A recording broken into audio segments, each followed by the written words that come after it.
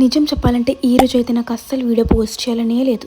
నార్మల్గా అసలు కన్సిస్టెన్సీయే లేని పర్సన్కి 1 వీక్ 10 డేస్ పోస్ట్ చేయాలంటేనే చాలా కష్టంగా ఉంటుంది. అలాంటిది నేను ఏదో ధైర్యంతో 66 డేస్ అని పెట్టేశాను. అన్ని డేస్ ఒకేలా ఉండవుగా, కొన్ని బాగుంటాయి, కొన్ని బాగో, కొన్ని ఇరిటేటింగ్ గా ఉంటాయి, కొన్ని సూపర్ హ్యాపీగా ఉంటాయి. కానీ ఏదైనా 66 డేస్ అని పెట్టుకున్నాను కాబట్టి ఖచ్చితంగా అయిపోల్సిందే. సరే, ఇంక ఈ రోజు ఏం కుక్ చేసామో ఏంటో చెప్పేస్తాను, వెళ్ళిపోదాం. ఇడ్లీలోకి, దోశలోకి చట్నీ చాలా ఇంపార్టెంట్ కదా. చట్నీ బాగుంటే ఎంతైనా తినేయొచ్చు, కానీ బాగోకపోతే అస్సలు ఎక్కువ ఎక్కదు, అవునా కాదా?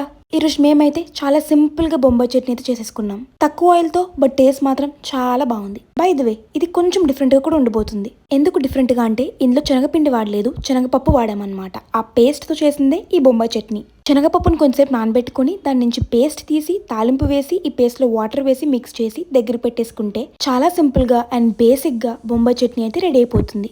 బొంబాయి చట్నీతో అలా వేడి వేడిగా ఇడ్లీ వేసుకుని ఎక్కువ చట్నీలో ముంచుకొని తింటే ఫస్ట్ బైట్ కి అయితే నోరు కాలిపోతుంది. ఆ ఎక్స్పీరియన్స్ సెకండ్ బైట్ నుంచి జాగ్రత్తగా తింటాం. ఇంకా టేస్ట్ విషయానికి వస్తే డెడ్లీ కాంబినేషన్ ఈ రెండు చాలా బాగుంటుంది.